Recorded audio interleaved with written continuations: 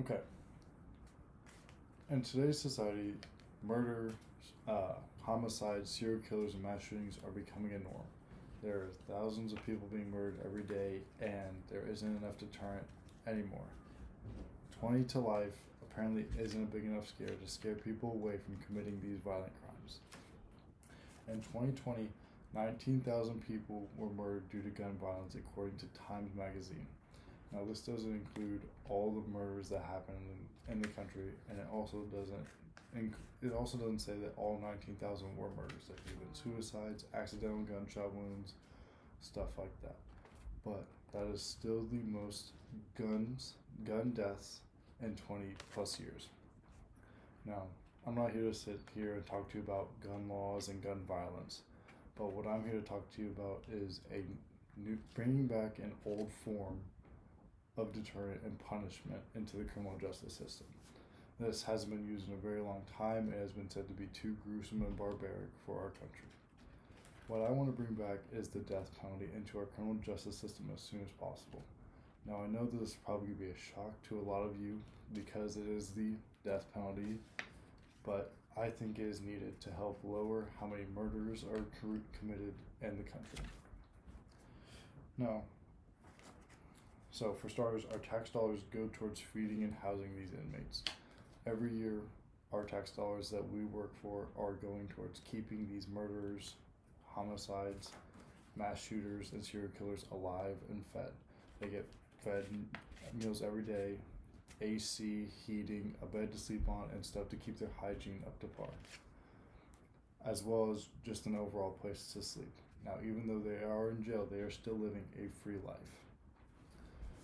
And so the victims of these families, the families' victims are still having to pay for these people, even though they have received some form of justice. They are still paying to keep them alive. I don't know about you, but that doesn't sound like justice to me. On average, it costs $99.45 to keep these murderers alive per day, and $36,299.25 per year, according to bankingresults.org.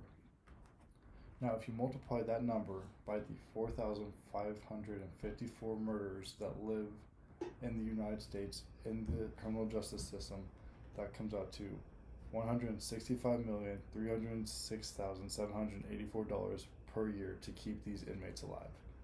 That's a lot of money to keep some murderers alive, in my opinion. All this money could be towards multiple different options. For the Indiana drivers, we all know that there are a lot of potholes. Now, if we do implement the death penalty, that would save us a lot of money every year, and we could take that money and put it towards maybe fixing the potholes so our cars aren't constantly being tossed around.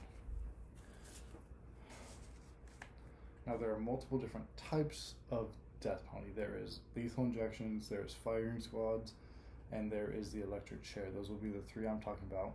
There are many other options, but I feel like they are too gruesome and medieval to be brought back. Just because you killed someone, I don't think we necessarily need to bring the guillotine in to behead somebody. I feel like that's a bit far. Now, for starters, the firing squad, it is 5 volunteers, and all 5 of them have a rifle. 4 of the 5 people have blank bullets, so they're not actually killing the person, and only 1 person has a live round. So no one knows who shot the guy, but he does die.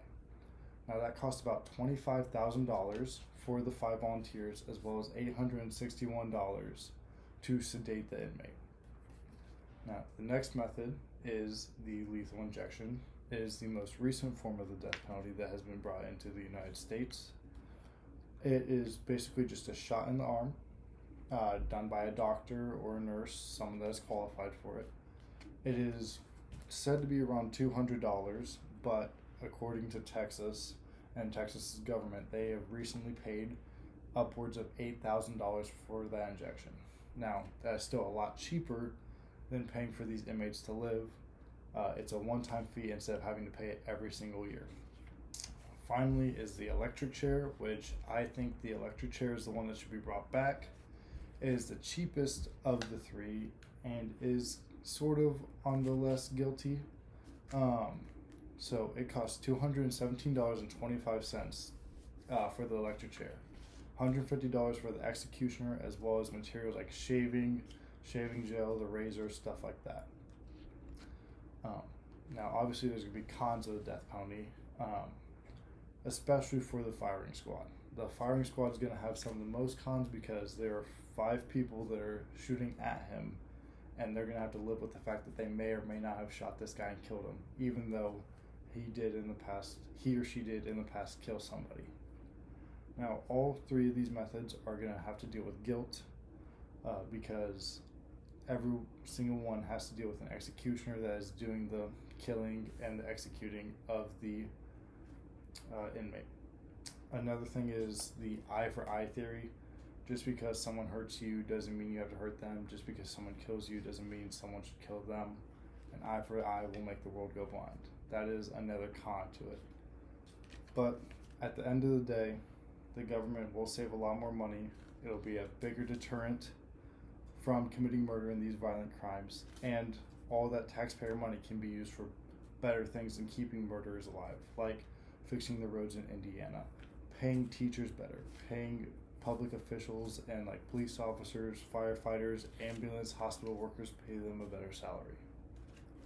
Now, in conclusion, I know it was a long shot to bring the death penalty back, but I feel like once all of the executions are done with at the beginning, it'll be used more as a deterrent than as an active system of keeping people out of the criminal justice system.